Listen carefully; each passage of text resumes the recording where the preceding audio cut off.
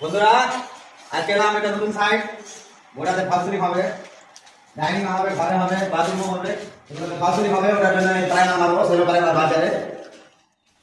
তারপরে পুটি হবে। এটা ডাইনিং, এটা ডাইনিংও ফালসুরি হবে, ফালসুরির কাজও আপনাদেরকে দেখাবো। আর এটা সিঁড়ি ঘর, আর এটা একটা রুম। এই রুমটা তো ফালসুরি হবে, ওটার জন্য সেগুলো প্রায় না হবে পুরোটাতে। সুন্দর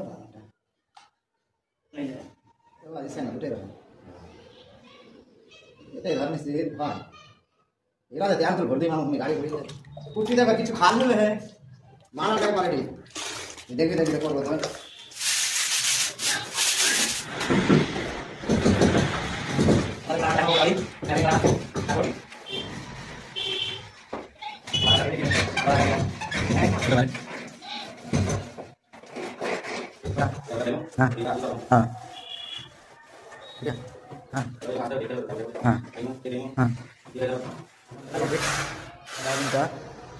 ডাইনিংটা পুরো কমপ্লিট হয়ে গেল প্রাইমার করে।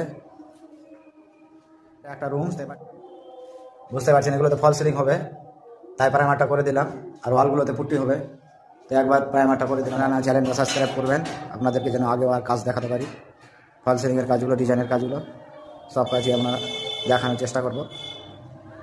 তাই সাবস্ক্রাইব করবেন, ফলো করবেন, লাইক আর কমেন্ট করবেন।